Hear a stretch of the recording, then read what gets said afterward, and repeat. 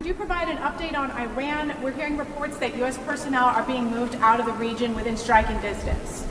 Well, they are being moved out because it could be a dangerous place, and we'll see what happens. But they are being, we've given notice to move out, and we'll see what happens. Is there anything that can be done to dial the temperature down in the region? They can't have a nuclear weapon, very simply. They can't have a nuclear weapon. We're not going to allow that. You're probably asking yourself, what the heck is going on? What happened? I mean, it seemed like, we were at least on a stable path somewhat with Iran, and now the crap has literally hit the fan. We have a reporter asking Donald J. Trump, hey, why are you moving personnel out of the Middle East who are in striking distance of Iran? Why is that happening?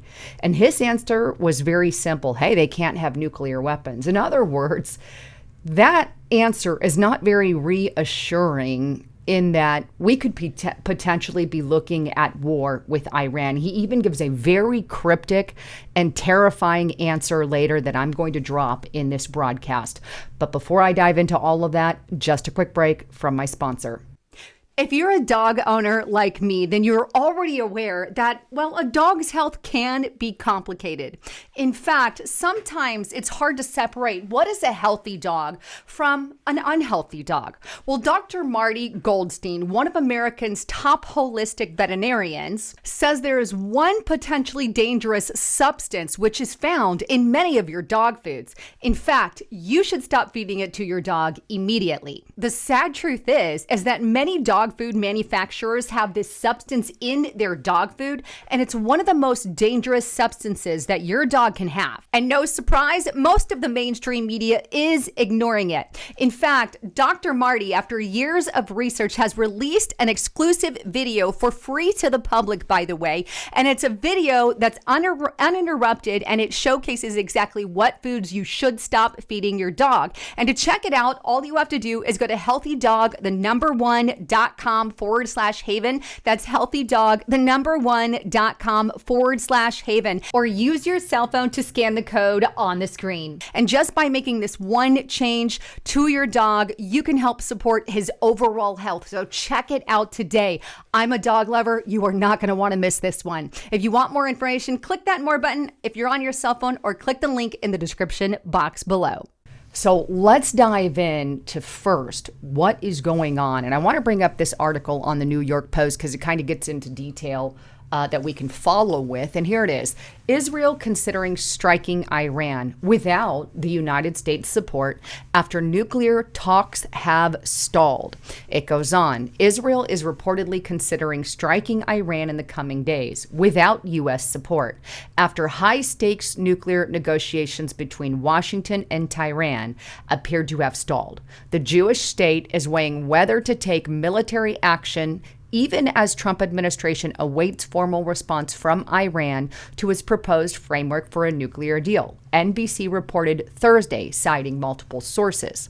U.S. officials are said to be on high alert over the possibility and are particularly concerned about Iran retaliating against American personnel or assets in nearby Iraq, the sources said. And that is one of the most troubling things about the report, and that is that we are on high alert. This is never good, especially when you think about the potentials of a war and the casualties it can bring. Now, what exactly are they doing in response to being on high alert? Well, this is detailed in this Washington Post article, and which is what the reporter referenced in the beginning of the video, and it's U.S. shrinks presence in Middle East amid fears of Israeli strike on Iran. U.S. embassies and military bases across the region are on high alert. Tehran has long said the U.S., as Israel's biggest military and political supporter, would suffer consequences in the event of an Israeli strike on Iran. The State Department recently ordered all embassies within striking distance of Iran assets, including missions in the Middle Eastern, Europe, and Northern Africa area, to convene emergency action committees and send cables back to Washington about measures to mitigate risk. That procedure led to Secretary of State Marco Rubio's decision on Wednesday to authorize the departure of non-essential personnel in Iraq. Quote, "We are constantly assessing the appropriate personnel postures at all our embassies," said the State Department official who, like others, spoke on the condition of anonymity to discuss a sensitive security matter. "Based on our latest analysis, we decide to reduce the footprint of our mission in Iraq." Defense Secretary Pete Hegseth, meanwhile, has authorized a voluntary departure of military family members from installations across the Middle East, a defense official said. So that's critical as well. But it concludes U.S. Central Command, the military headquarters overseeing the region, is working in close coordination with the State Department counterparts and allies to maintain a constant state of readiness to support numerous missions at any time, the official added. So, all of our embassies within striking distance have now gotten their orders, right, to convene emergency action committees. And people have been told to basically, hey, clear out of the area, remove out of the area that you could be within striking distance. Now, there are talks that are scheduled to take place on Sunday. Now, whether or not they'll actually happen, well, we'll have to wait for Sunday to find out. But U.S.-Iran nuclear talks to resume in Oman on Sunday. Now, the thing with these talks, Donald Trump has already come out and said that he's not confident a deal can be reached. I'm less confident now than I would have been a couple of months ago. Something happened to them, but I am much less confident of a deal being made. I would have said a deal would be made. Maybe they don't want to make a deal. What can I say? And maybe they do. So what does that mean? There's nothing final. What happens then? Well, if they don't make a deal, they're not going to have a nuclear weapon. Right. If they do make a deal, they're not going to have a nuclear weapon too, but they're not going to have a nuclear weapon. So it's not going to matter from that standpoint. But it would be nicer to do it without warfare, without people dying. Yeah. It'd be so much nicer to do it. But I don't think I see the same level of enthusiasm for them to make a deal. I think I think they would make a mistake, but we'll see. I guess time will tell. I don't know about you, but that doesn't sound very calming. It sounds to me like we could be headed to war with Iran. I mean, obviously, we don't want Iran to have nuclear weapons, but this is the same old story, by the way, that we have been hearing for years on end, nearly 20 years.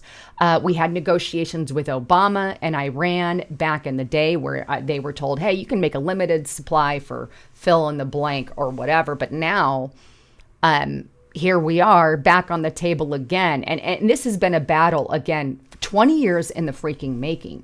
I don't want to go to war. I don't want anything to do with this war in Iran. And quite frankly, and maybe some of you won't agree with me on this, I think let them work it out. Why are we getting involved? Because this is going to mean a lot of death and destruction if we end up in war. If we get involved in that, which Donald Trump says we will, and if we do, this could get really crazy because we're talking about now Russia getting potentially involved as well. And China's like ready to pop against Taiwan. They're going to pop and go against Taiwan. Then you have Pakistan and India at odds. The crap will hit the fan. If we start getting involved and we go after Iran, Iran could call in Russia. China could then go after Taiwan. Pakistan and India, who've been eyeballing each other, could kind of go on end. There's just a lot of things that could happen. In fact, take a look at this next article because Iran has told us if we act, they're going to act in return. Iran threatens to strike U.S. bases if conflict erupts over nuclear program, and that's on Al Jazeera. It goes on to state this. Iran's defense minister has said his country would target U.S. military bases in the region if conflict breaks out with the U.S., as President Trump said he was losing confidence that a nuclear deal would be agreed upon. Washington and Tehran have held 5 rounds of talks since April, as Trump seeks an agreement that would place constraints on Iranians' uranium enrichment. It goes on. Defense Minister Aziz Nazardith on Wednesday said that Iran would target U.S. military bases in the region if U.S. attacked first. Some officials on the other side threaten conflict if negotiations don't come to fruition.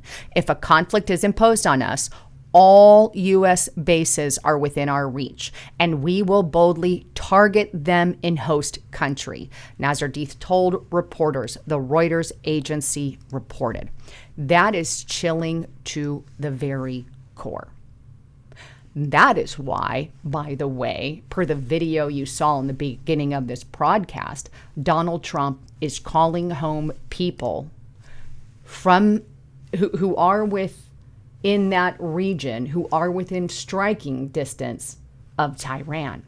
Bring them home. They've already told us they're going to attack our bases if Israel attacks them. Look, the crap is literally about to hit the fan with this whole thing. And here's one last piece of the pie.